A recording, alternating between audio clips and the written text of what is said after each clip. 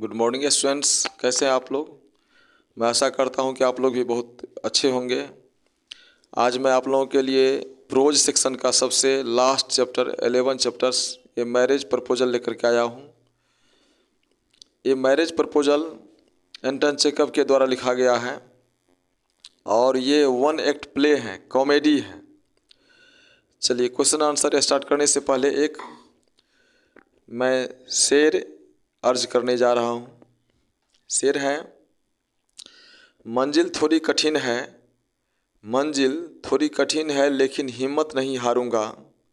मंजिल थोड़ी कठिन है लेकिन हिम्मत नहीं हारूंगा। इतना तो भरोसा है खुद पर, इतना तो भरोसा है खुद पर, इस बार बाजी ज़रूर मारूंगा। चलिए अब चैप्टर को स्टार्ट करते हैं। चैप्टर है अ मैरिज प्रपोजल।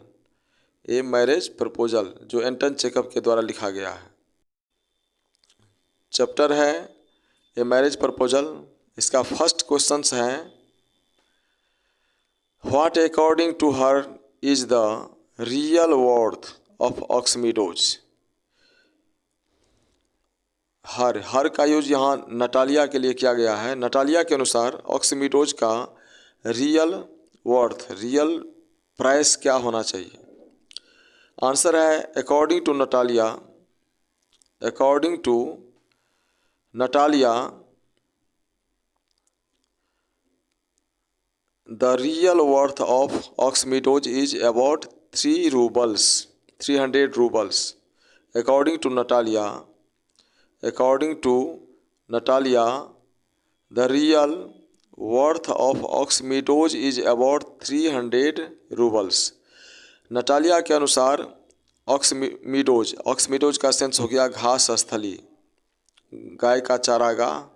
घास स्थली का मूल्य क्या होना चाहिए, तो मूल्य लगभग 300 रूबल्स होना चाहिए। ये रशियन प्ले हैं, रूस के रुपये को रूबल कहा जाता है। चलिए नेक्स्ट क्वेश्चन है, why does Lomov thinks that his is a critical age. Why does Lomov thinks that his is a critical age. Lomov ऐसा क्यों सोचते हैं कि उसका एज क्रिटिकल है, एज क्रिटिकल है।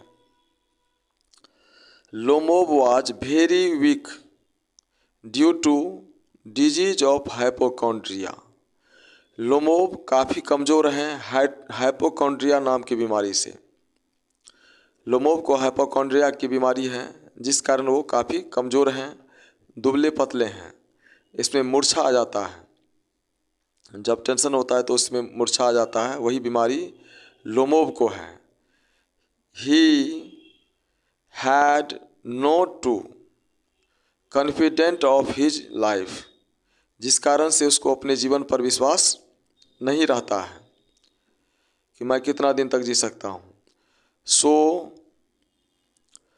सो he thought that his age was very critical. So he thought that his age was very critical, इसलिए वह सोचते हैं कि उसका एज बहुत ही क्रिटिकल है। चलिए नेक्स्ट क्वेश्चन पर चलते हैं। नेक्स्ट क्वेश्चन नंबर 3 है, why does Natalia cry and weep to know Lomov has come to propose to her.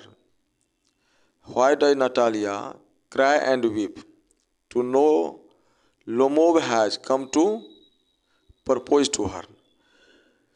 Natalia क्यों रोने लगी, रोने और चिल्लाने लगी जब उससे पता चला कि लोमोव उसे प्रपोज करने आया था। चलिए आंसर पर चलते हैं। आंसर है इसका, when Lomov came her house Natalia did not know that he came to propose me. जब लोमोव नटालिया के घर आए तो नटालिया नहीं जानती थी कि वह उसे प्रपोज करने आया है, मैरिज के लिए प्रपोज करने के लिए आया है। That is why she started crying. That is why she started crying. लोमोब क्या करता है, चलिए पहले थोड़ा सा स्टोरी जान लेते हैं। लोमोब सुबह सुबह सूट पहन करके नटालिया के घर जाता है उसे प्रपोज करने के लिए, लेकिन दूसरी तरह की बातों में वो लोग उलझ जाते हैं। जैसे एक बार ऑक्स मिरोज को लेकर के उलझ जाते हैं और उस पर दोनों झगड़ पड़ते हैं। फिर थोड़ा सा सिचुएशन ठीक होता है, उसके बाद क्या होता है कि फिर दोनों कुत्तों को लेकर के झगड़ जाते हैं। दोनों कहते हैं कि मेरा कुत्ता अच्छा है तो मेरा कुत्ता अच्छा है, इस बात पर झगड़ जाते हैं और वो गहमा गहमी हो जाता है दोनों में, जिस कारण से यहाँ पर इस तरह का सिचुएशन होता है, वो प्रपोज नहीं कर पाते हैं। इसलिए नटालिया जो हैं रोने और चिल्लाने लगी। चलिए नेक्स्ट क्वेश्चन पर चलते हैं। क्वेश्चन नंबर है 4। Why is Lomov unable of speak about marriage? Why is Lomov unable of speak about marriage? Lomov जो हैं क्यों असमर्थ हैं मैरिज के बारे में बोलने से? लोमोब मैरिज के विषय में बोलने से, अर्थात प्रपोजल देने से, विवाह का प्रस्ताव रखने से क्यों असमर्थ है? आंसर देखिए, आंसर है Lomov loved heartily with Natalia.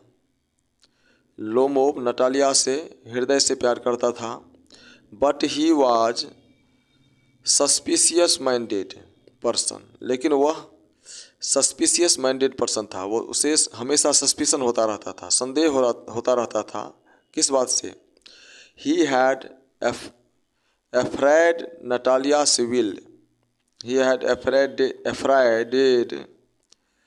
लोमोब हमेशा भयभीत रहता था, Natalia will reject my proposal.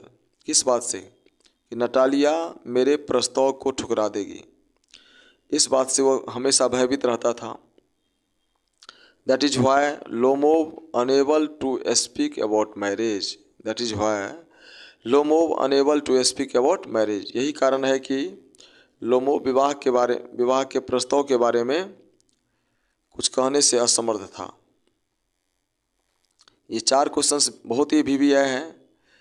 चलिए आज का थॉट है, today's thought, do good find good. अच्छा करो अच्छा पाओ। डू गुड फाइंड गुड, अच्छा करो अच्छा पाओ। निश्चित रूप से जब हम अच्छा करेंगे तो अच्छा ही पाएंगे। अगर आप स्टूडेंट हैं, कड़ी मेहनत नहीं कर रहे हैं, तो स्वाभाविक सी बात है कि आपको वैसा अच्छा फल नहीं मिलने वाला है। अगर आप कड़ी मेहनत करते हैं तो निश्चित रूप से आपको उसका परिणाम भी अच्छा प्राप्त होगा। फिर मिलते हैं नेक्स्ट वीडियो में। थैंक्स।